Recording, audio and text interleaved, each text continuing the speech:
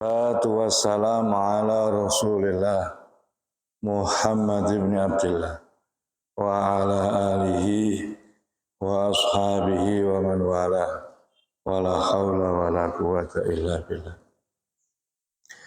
Qala al-mufassir rahimahullahu ta'ala wa nafa'na bihi wa bi ulumihi fid dharain amin. Inda qaulihi ta'ala aminu billahi wa rasulihi al-ayat. Aminu imano sapa sira kabeh. Dumu nglanggengono sapa sira kabeh alal imani ing atase iman. Orang sudah beriman kok masih disuruh iman. Nah, artinya apa? Langgengono. Jangan sampai murtad. Langgengono sapa sira kabeh alal iman. Nah, sudah beriman kok masih disuruh imano. Artinya disuruh melanggengi untuk beriman. Dapat ilmu baru. Jadi kalau setiap ada kata-kata di dalam Al-Quran aminu yang mana ditujukan kepada orang-orang mukmin, berarti artinya adalah tetap iman. Jangan sampai murtad. Billahi kelawan Allah wa rasulihi lan utusane Allah. Wa anfiku lan nginfakno sapa sira kabeh fi sabilillah ing dalem dalane Allah. Mimma sanging barang ja'ala ndadeake sapa Allah kum ing sira kabeh mustakhlafina khale mustakhlaf. Mustakhlaf itu artinya bergantian kabeh. Maksudnya barang yang dijadikan oleh Allah untuk kalian bergantian itu apa? Fihi ing dalem min malin. Bayane saking bondo. Jadi bondo itu memang Allah jadikan bukan untuk kita, tapi untuk bergantian. Rumah, tanah, sawah, mobil, sepeda motor, uang, baju, sarung, ketu, ya, semua harta kita itu tidak untuk diberikan kepada kita, tapi untuk dipakai bergantian. Suatu saat kita akan tinggalkan tempat ini menuju alam barzah, maka semua milik kita akan digantikan oleh orang lain. Mulanya dikatakan di sini mimma ja'alakum mustakhlafina fihi. Lah, yang sesuatu yang mustakhlafin ini disuruh menginfakkan supaya menjadi milik kita. Kalau tidak kita infakkan, maka tetap menjadi mustakhlaf, akan milik gantian. Akan milik gantian. Tapi begitu kita infakkan, maka akan menjadi milik kita. Mula orang yang cerdas seperti Sayyidina Abu Bakar 100% diinfakkan kabeh supaya 100% jadi miliknya semua. Sayyidina Abu Bakar cerdas. Bukan hanya 10%, bukan hanya 2,5% seperti zakat, tapi semuanya. Sampai Nabi tanya, apa yang kamu sisakan, wahai Abu Bakar? Yang aku sisakan hanya Allah dan Rasulnya. Sing penting keluargaku iman kepada Allah dan iman kepada Rasulullah. wis cukup. Ya, jadi kalau tidak diinfakkan maka akan menjadi mustakhlafina fi. Min malin saking bondo. Ya, min maliman saking bandane wong takut dama kang wis disiki sapa mankum ing sira kabeh. Itu kan bondone wong yang sebelum kita. Sawah, tanah, harta itu semua miliknya orang sebelum kita. Ya nantinya juga akan wasaya khlufu mongko bakal ganteni kum ing sira kabeh fihi ing dalem malun man sapa wong ba'dakum kang tetep ing dalem sawuse sira kabeh. Satu saat akan diganti kita. Kemudian nazala tumurun apa ayat fi ghazwatil usrati ing dalam perang Usrah wa ya ghazwatu Tabuk utawi ghazwatul usrah iku ghazwatu Tabukin perang Tabuk. Ayat ini temurun ketika perang Tabuk, Kanjeng Nabi butuh dana. Oleh karena itu Allah berfirman wa anfiqu. Ayo keluarkan harta kalian fi sabilillah. Nabi butuh dana untuk perang Tabuk. Tabuk itu artinya adalah apa? Parit. Tabuk itu perang Tabuk, perang parit. Ghazwatul usrah. Faladzina amanu mongko utawi wong akeh kang iman sapa aladzina minkum saking sira kabeh wa anfikulan wa anfakulan purun nginfakaken sapa aladzina isyara ila Utsman radhiyallahu an isyaratun iku isyara ila Utsman maring Sayyidina Utsman radhiyallahu mugi ngridani sapa Allah anhu saking Utsman bin Affan lahum iku kaduwe alladzina ajrun utawi ganjaran kabirun kang gedhe. Maka bagi orang yang mau beriman, maksudnya ngelanggengi imane yang tidak murtad, kemudian mau berinfak, maksudnya di situ isyarat kepada Sayyidina Utsman.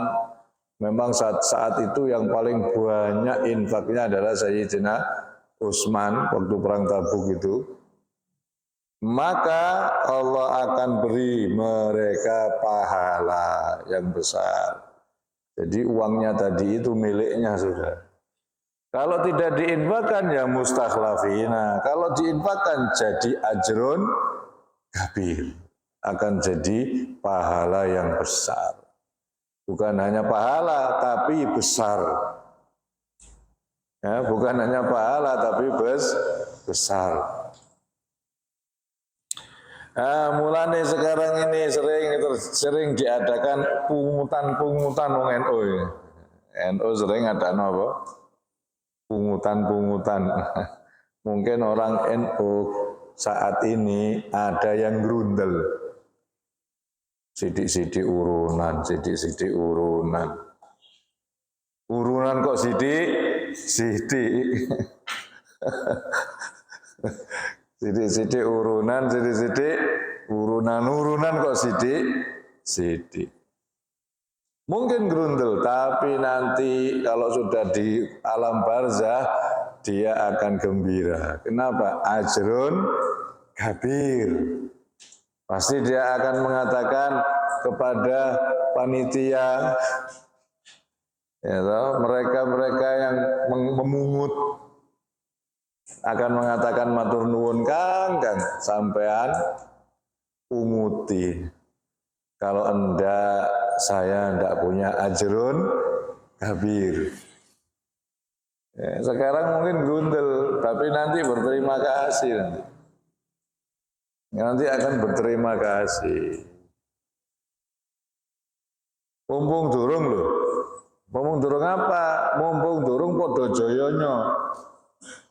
Di dalam kitab Riyadhus Shalihin kan kemarin kita baca itu termasuk asyratis sa'ah, tanda-tanda kiamat, joyo kabeh, padha joyonya. Tidak ada orang miskin, semuanya kaya. Sehingga tidak bisa bersedekah. Mau bersedekah, tidak ada yang mau nerima. Apakah itu terjadi? Ya terjadi, karena yang bersabda Nabi kok. Pasti akan terjadi itu, podo joyonya itu. Untuk apa? Setelah itu monggo bodo kiamat wis, tek wis batang kabeh.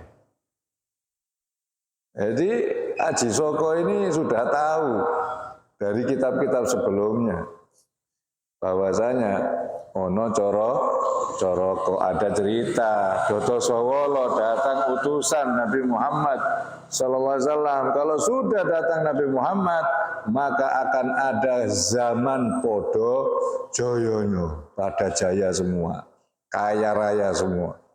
Tidak ada orang miskin, tidak ada yang mau nerima sedekah. Sedekah itu digowo nang rono nang rene, dibawa kemana-mana, nggak ada yang mau nerima. Dan itu pasti terjadi. Karena yang bersabda Kanjeng Nabi, setelah itu kiamat, mogo bodongo batang semua mati kabeh. Nah, sebelum hari itu terjadi, infakkan walladzina amanu ya minkum wa anfaqu lahum ajrun kabir. Wa malakum lan kenopo sira kabeh la tu'minuna ora iman sapa sira kabeh. Khitabun iku khitab lil kufari maring kafir. Ailamani ategese ora ana barang kang nyegah lakum kedue sira kabeh minal imani saking iman billahi kelawan Allah, padahal tidak ada yang mencegah kalian untuk beriman. Lu kenapa kalian kok tidak mau beriman? Malakum limaza? Ya malak, mengapa kamu? Malakum, mengapa kalian? La tu'minuna ora podo iman, padahal tidak ada yang mencegah kalian untuk iman. Lah manik, sebetulnya tidak ada manik. Billahi kelawan Allah war rasulu hale utawi utusan iku yad'u ajak sapa utusan kum ing sira kabeh litu'minu supaya iman sapa sira kabeh bi rabbikum kelawan pangerane sira kabeh. Padahal Nabi Muhammad berada di antara kalian, mengajak kalian untuk beriman. Kenapa kalian kok tidak mau? Apa yang membuat kalian tidak mau?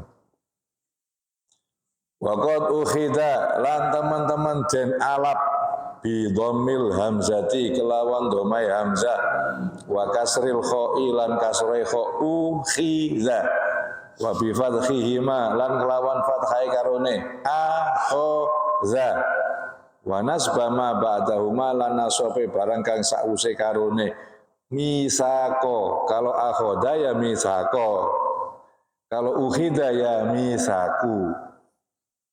Kalau dibaca ukhida berarti setelahnya dibaca rofa misaku. Kalau dibaca akhoda berarti setelahnya dibaca nasob misako. Misakukum opo janjine sira kabeh alaihi ing atase emma ukhiza ai tegese misakukum alaihi ai tegese akhadhahu wahu tegese ngalaphu ing janji Allahu sapa Allah fi alamiz zarri ing dalam alamiz zar khina asyada nalikane nyeksekake sapa Allah hum ing wong akeh ala anfusihim ing atase awak dhewene wong akeh alastu ana ta ora ana sapa ingsun birabbikum iku kelawan pangerane sira kabeh kalu ngucap sapa wong akeh bala nggih. Padahal ya, misak perjanjian kalian sudah ditandatangani. Karepe ngono, ukhidha sudah dibentuk, sudah diikat kalian dengan janji dulu zaman alamuz zar, yakni masih alam arwah. Di dalam alam arwah kalian sudah ada perjanjian. Ketika itu Allah menanyakan, bukankah aku adalah Tuhan kalian? Kalian menjawab, nggih. Loh kenapa sekarang kok malah tidak mau beriman? Nah padahal dulu kamu sudah mengatakan nggih. Waqad ukhidha misaqakum, ya, waqad ukhidha misaqukum in kuntum lamun ana sapa sira kabeh iku mukminina, padha mukmin sapa padha mukmin kabeh.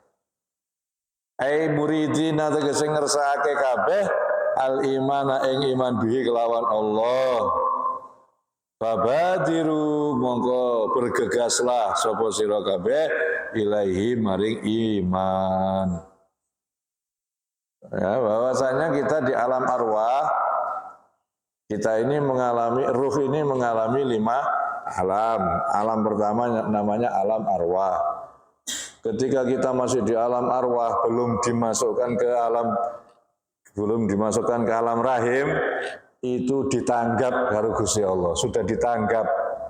Tahu ditanggap ya? Ditanya oleh Allah, bukankah aku ini Tuhan kalian? Semua ruh itu kompak.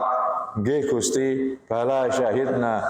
Nggih, kula nyekseni bilih panjenengan adalah Tuhan kami. Tapi setelah dikeluarkan di alam ketiga, yaitu alam dunia, sebagian ada yang beriman, sebagian tidak beriman. Nah, yang tidak beriman ditanya oleh Allah, kenapa kalian kok tidak beriman? Apa lupa kamu dengan perjanjian dulu? Bahwa dulu kamu berjanji untuk beriman kepadaku. Padahal Kanjeng Nabi sudah datang untuk mengajak kalian. Kurang apa kalau kamu lupa diingatkan oleh Nabi Muhammad. Terus alasannya apa kok kalian tidak mau beriman? Kalau Nabi tidak ada, pantas. Kenapa kamu tidak iman? Tidak tahu saya. Lupa saya, pantas. Lah Nabi ada. War rasulu yad'ukum. Sedangkan Nabi ada di situ mengingatkan kalian. Kok iso kamu tidak iman itu loh? Kenapa? Wa utawi Allah iku allazi zatkang yunazzilu nurunaken sapa allazi ala abdihi ing atase hambae allazi ayatin ing pira-pira ayat bayyinatin kang nerangake. Yang dimaksud ayatil bayyinat ayatil Qur'ani, tegese pira-pira ayati Qur'an. Dialah Allah yang menurunkan ayat Al-Qur'an, bukan karangan Nabi Muhammad sallallahu alaihi wasallam. Itu asli dari Gusti Allah. Liyukhrija supaya ngetokake sapa Allah kum ing sira kabeh minadz-zulumati saking pira-pira kegelapan. Tujuannya Quran untuk mengeluarkan kalian semua dari kegelapan menuju terang benderang. Kalau kita mau melaksanakannya, maka hidup kita akan menjadi bahagia, terang benderang. Tapi kalau kita tidak mau mengamalkannya, hidup kita menderita. Bukan miskin loh ya, bukan. Tapi menderita. Orang menderita itu tidak harus miskin. Banyak orang kaya hidupnya menderita. Hidupnya kegelapan, hidupnya di dalam kegelapan. Ya, mi'ilan nuri maring cahaya, ai al-imani tegese iman. Yang dimaksud nur adalah al-iman. Cahaya yang dimaksud adalah keimanan. Yang dimaksud zulumat adalah kekufuran, al-kufri ya. Minaz zulumati sange pira-pira kegelapan, al-kufri tegese kekafiran, ilan nuri maring cahaya, al-imani tegese iman. Jadi Quran telah mengeluarkan kita dari kekufuran menuju iman dengan adanya Al-Quran itu. Kenapa kok kufur dikatakan zulumat? Ya karena dengan kekufuran kita akan menjadi orang-orang yang tidak tahu apa-apa. Menjadi gelap gulita, seakan-akan hidup ini jadi gelap gulita, tidak tahu arah. Kadang-kadang itu bingung, aku ini harus bagaimana, saya harus apa. Seperti teman saya yang dari Los Angeles pernah cerita kepada saya itu dulu sebelum masuk Islam bingung. Bingungnya apa? Saya kok tidak bahagia ya? Padahal apa yang saya tidak punya, rumah, mobil, harta, saya punya. Tapi kenapa kok hidup saya tidak bahagia? Saya berusaha untuk mencari kebahagiaan dengan wanita. Pernah satu malam saya sewa wanita yang paling mahal. Saya suruh nemani saya untuk bikin bahagia hati saya. Ternyata sepulang dari situ tambah susah. Pernah saya mencoba untuk mencari kebahagiaan dari minuman keras bersama teman-teman. Pulang dari situ tambah susah. Pernah saya coba untuk mencari kebahagiaan dengan judi, main judi di meja judi. Pulang tambah susah. Saya harus kemana ya?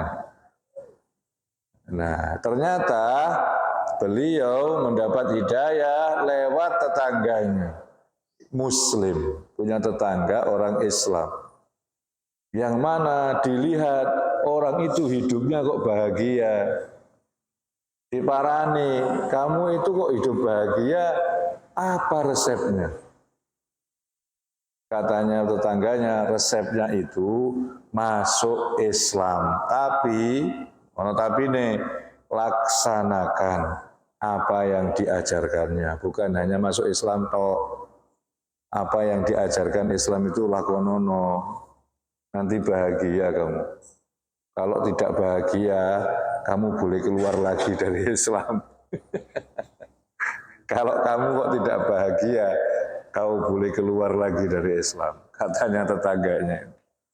Akhirnya dia masuk Islam, mempelajari Islam, kemudian dilaksanakan. Yang pertama dilaksanakan ya jelas sholat, karena setelah syahadat sholat. Begitu dia selesai sholat, hatinya bahagia.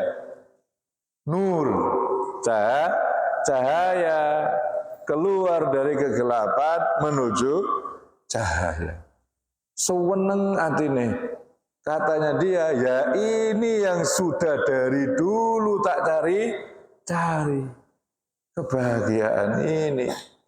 Akhirnya istrinya diajak masuk Islam, mau. Akhirnya dia ajak anaknya masuk Islam, mau. Kemudian semuanya istri dan anaknya dibawa ke Tarim mondok. Wis tuwek mondok, mbek bojone mbek anake. Ayo, ning kene moso ono ngono. Itu orang Los Angeles, LA. Ya, Los Angeles lah LA itu. Dari Los Angeles, Amerika. Berangkat ke Tarim, mondok bersama anak dan istrinya. nyewa rumah di sebelah pondok. Ya gak mungkin loh, awor anak-anak ya orang mungkin loh, maksud awor cacah santri ya saru sama istri sama anaknya kok. Akhirnya beliau menyewa rumah di sebelah pondok. Kepingin ngaji. Masya Allah. Karena dia bisa merasakan kebahagiaan yang dicari-cari selama ini. Nah, berarti kan orang yang tidak mau menerima Islam, tidak mau menerima Al-Quran, dia akan hidup dalam kegelapan. Bukan kemiskinan, bukan. Tapi hidup dalam kegelapan. Kesusahan, sumpah, menderita, itu pasti. Tapi kalau sudah mau masuk Islam, dia akan kena nur, cahaya. Asal dengan catatan lakoni. Ojo cuman Islam KTP. Jangan hanya Islam KTP, tidak mau salat. Islam tapi gak gelem sholat. Ya tidak bisa dapat kebahagiaan. Ya dapat kebahagiaan itu dengan catatan laksanakan ajaran-ajarannya. Wa innallaha lan sadune Allah bikum kelawan sira kabeh fi ikhrajikum ing dalem ngetokakene sira kabeh minal kufri saking kekufuran ilal imani maring iman la raufun yaktine zat kang banget welase rahimun tur zat penyayang. Gusti Allah itu welas dan penyayang. Penyayang kepada siapa? Kepada sira kabeh. Kalau sira kabeh mau menerima Al-Qur'an. Bagi orang yang mau menerima Al-Qur'an, maka dia akan mendapatkan kasih sayang dari Gusti Allah. Wa innallaha bikum la raufun rahim. Nah, kalau sudah disayang oleh orang tua saja kita bahagia, apalagi disayang oleh sang penguasa dunia dan akhirat, yaitu Allah Subhanahu wa ta'ala. Pasti hidupnya bahagia seperti yang saya ceritakan pengalaman dari sahabat saya dari Los Angeles itu. Ya pantas jadi bahagia. Jadi gak pantas yang orang Islam kok uripe susah itu gak pantas. Wong Islam kok uripe susah itu gak pantas. Wong Islam ini mestinya bahagia. Miskin bahagia kok, apalagi kaya. Lah yang marahi yo gak gelem nglakoni yo. Islamnya tidak dijalankan dengan benar. Alasannya ekonomi. Alasannya ekonomi. Akhirnya tidak mau sholat. Padahal dulunya juga pernah mondok. Saya ditambah lagi maksiat. Minuman keras, judi. Ya gelap itu. Belum bisa terang hidupnya. Wa malakum lan mengapa sira kabeh kena apa sira kabeh ba'da imanikum ing dalam sawuse imani sira kabeh Allah arep yen to ora fihi ing dalam Allah idghamu nuni an melbune nun an filamila ing dalam lamila fatla. Jadi asale an la dilebokno dadi siji dadi sada Allah arep yen to ora tunfiku nginfakaken sapa sira kabeh fi sabilillahi ing dalam dalane Gusti Allah. Terus mengapa kalian sudah iman kok tidak mau menginfakkan harta kalian di jalan Allah? Mengapa? Walillahi lan iku kedue Allah miratus samawati utawi warisane pira-pira langit wal ardi lan bumi. Gusti Allah itu punya wirasa, punya warisan. Warisane langit bumi wae kabeh. Langit saisine, bumi saisine iku wae Gusti Allah. Mosok kamu kok takut miskin? Wedi iki lapo? Gusti Allah iki punya warisan. Warisane iki langit saisine, bumi saisine. Mengapa kalian kok takut? Takut entek duite. Kenapa? Wong Gusti Allah kaya raya kok. Dikei kok aja kuwatir, ono meneh. Diganti terus kalau mau menginfakkan. Infakno aja kuwatir. Nek wedi aja wani-wani, nek wani aja wedi. Ono orang itu ngingoni ribuan orang, ribuan santri diingoni kabeh. Berani dia, gak bayar diingoni kabeh. Tekon di, ya mbo ya, kok Gusti Allah. Itu kok Gusti Allah. Ora sagumun wong lillahi mirasus samawati wal ardi. Bima kelawan barang kang fihi makan tetep ing dalem langit lan bumi. Fayasilu ilaihi mongko tumeka ilaihi maring Allah amwalukum apa bondo-bondo sira kabeh min ghairi ajril infaqi saking tanpa ganjarane infak. Akhirnya bondo-bondo kalian ya tidak ada pahalanya.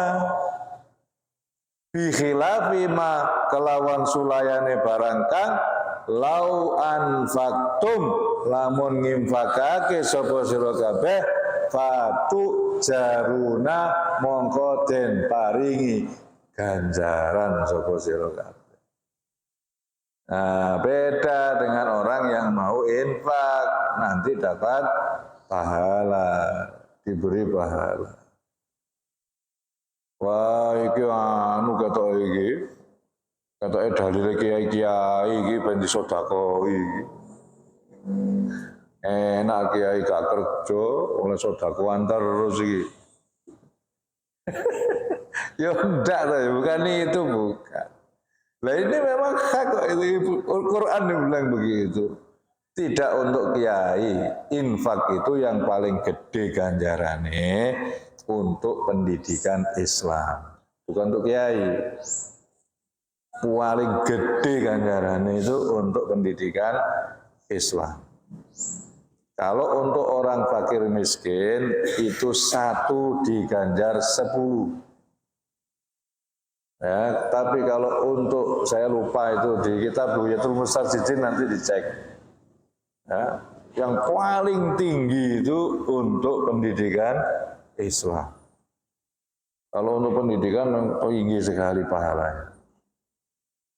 Rugi kalau kita ini tidak mau menginfakkan harta kita untuk pendidikan. Sehingga di Tarim itu terkenal paling miskin. Kalau dibanding Indonesia lebih miskin sana.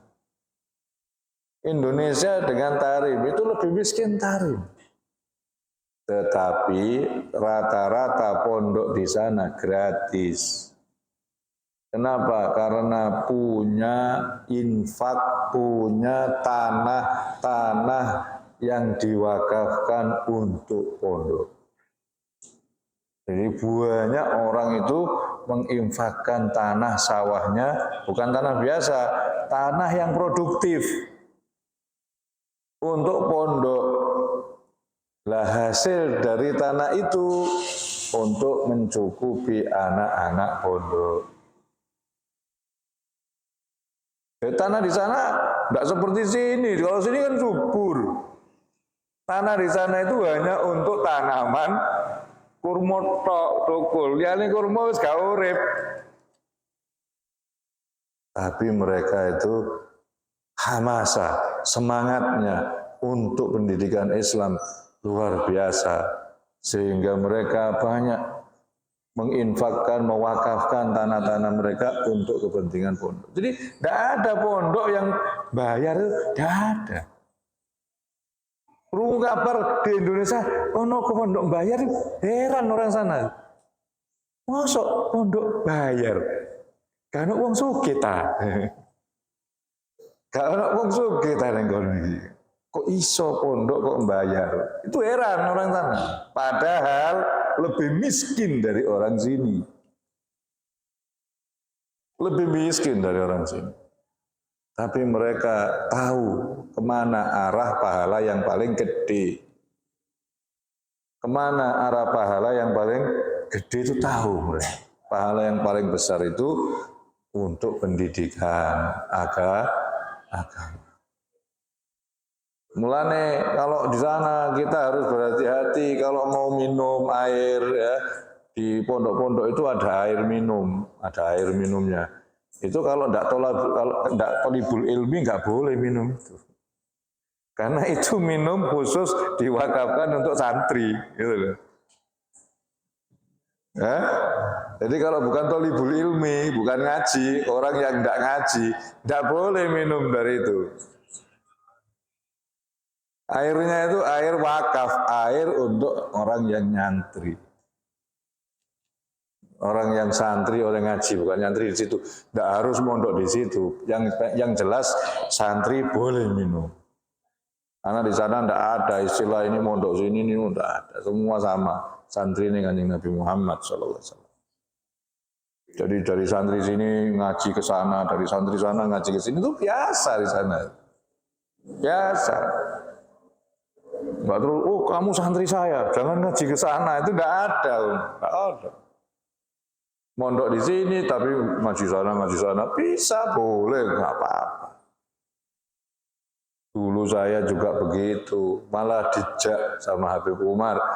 Mondoknya di rumahnya Habib Umar, tapi setiap hari Selasa kita diajak ke tempatnya Syekh Fadl bin Abdurrahman Pak Fadl. Ngaji kepada beliau. Kemudian setiap hari Rabu diajak ke pondoknya Habib Hasan bin Abdullah Syatiri, ngaji di sana. Setiap hari Senin diajak ke tempatnya Al-Idrus, di Kubah Al-Idrus, Abdullah bin Abi Bakar Al-Idrus. Setiap hari Kamis diajak ke tempatnya Ba'alawi, ngaji Sahihul Bukhari. Bukan Habib Umar yang ngajar, ya mereka yang ngajar. Kita diajak ngaji bareng sama. Orang ini wajib harus di sini, nggak boleh keluar sana sini, tidak ada. Semua santrinya Nabi SAW. Ngaji sana, ngaji. Boleh, tidak apa-apa. Nah, karena semakin besar santrinya, tidak seperti dulu. Santri-santri dulu, kita ini dulu amanat. Keluar ngaji betul. Lah, santri saniki nakal. Metu itu untuk ngaji, dolan. Nah, akhirnya sekarang dilarang keluar. Dilarangnya itu bukan karena alasan tidak boleh ngaji di mana-mana, tapi gara-gara santri sing saniki beda dengan zaman saya dulu. Kalau zaman saya dulu memang betul-betul kepingin ngaji, keluar tuh ngaji ke sana. Sekarang kan enggak dolan. Walhasil santri Jawa ruwet. Nah, Habib sama sekali tidak menduga, dipikir husnudzon anak-anak keluar ngaji, jebule dolan nang pasar. Kesempatan digawe bermain-main lah, ini sekarang dilarang, kecuali harus ada yang bertanggung jawab. Siapa? Kalau memang ngaji ke sana harus ada yang musyrif, harus ada yang ngontrol betul-betul sampai di tempat ngaji. Ya karena kejadian santri saiki dong dablek. Metu kok pondok orang ngene tempat ngaji malah bablas ning gene pasar. Zaman kita dulu enggak ada, sudah punya apa komitmen.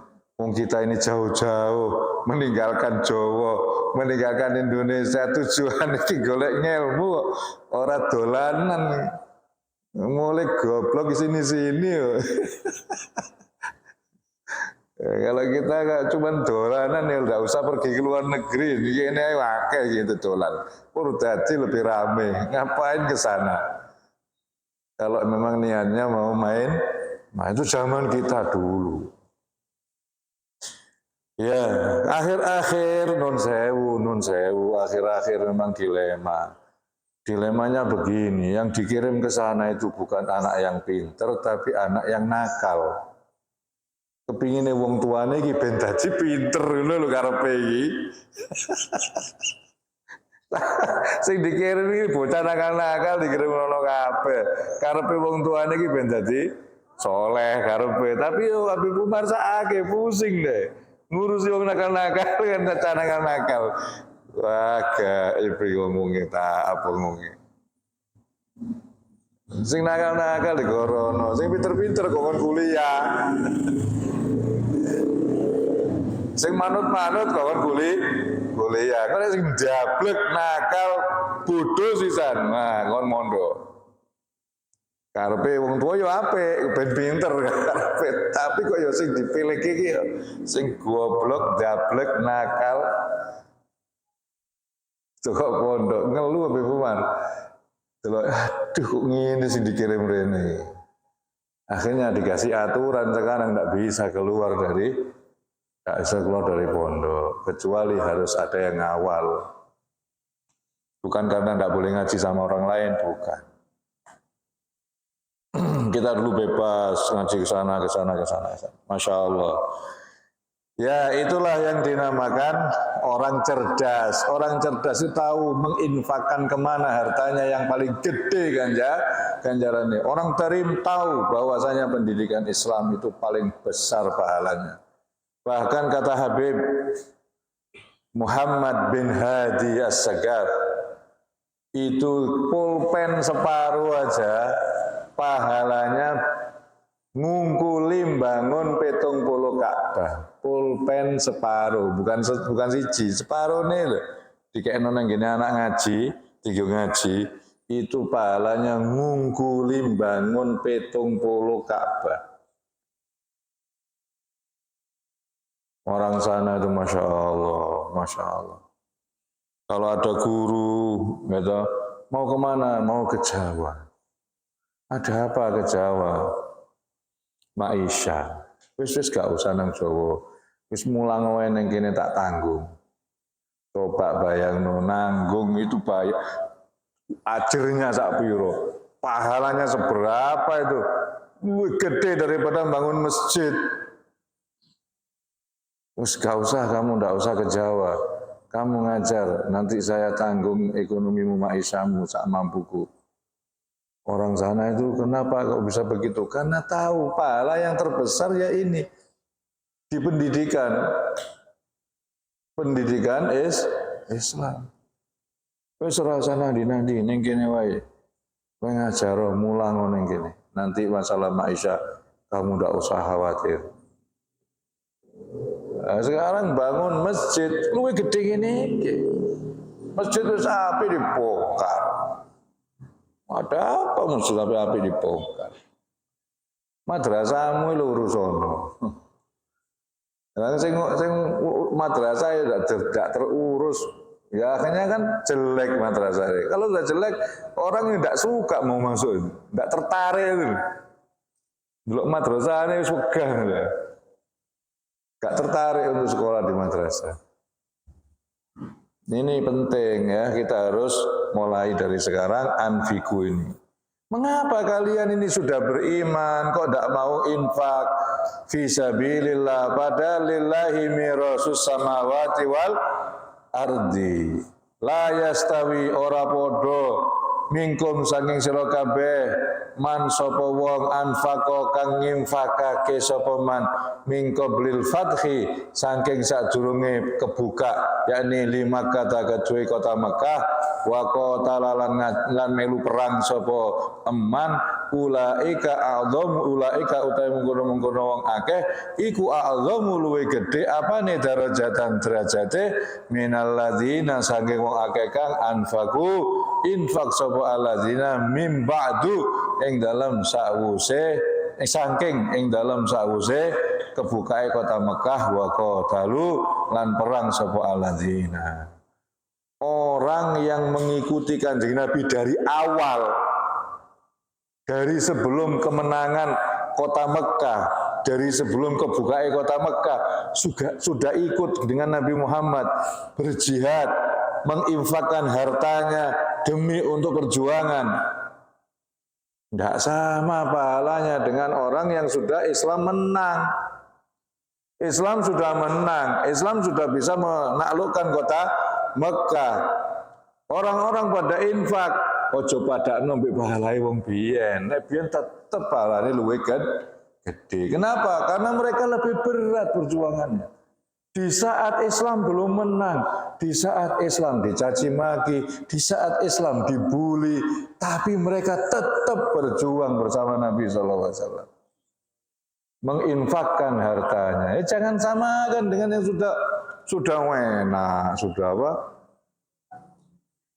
Sudah menang, Islam sudah menang, sudah jaya, Mekah sudah dikuasai. Kata Allah, tidak sama.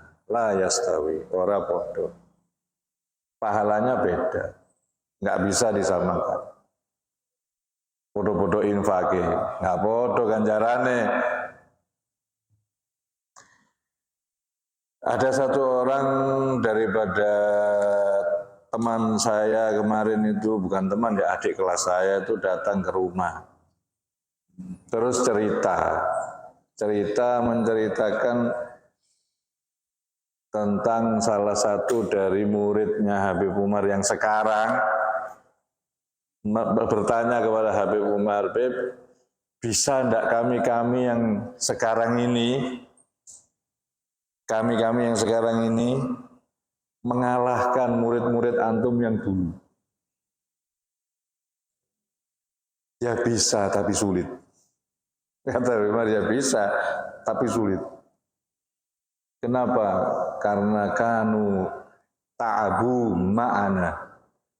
Karena mereka dulu capek bersama saya. Kalau kalian kan saya enak, bisa fasilitas, tempat zen, nikmat. Kalau dulu, kakak-kakakmu dulu tidur di masjid.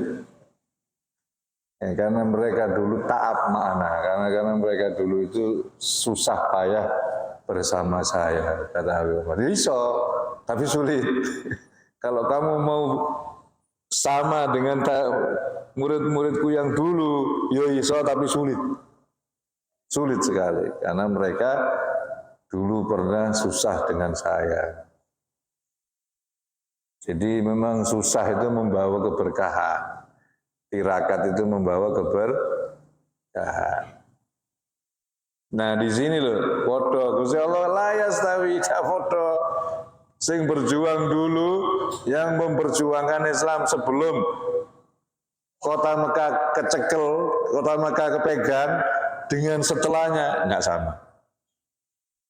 Tetapi wakulan lan ing sekabehane minal fariqaini saking kelompok loro wa fi qiraatin birrafi ana sing maca wakulun ana sing maca wakulan.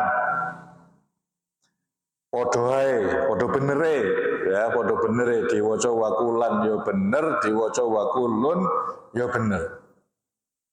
Ya, wa ada janji Allahu sapa Allah al husna ing kebaikan, yakni al jannata swarga.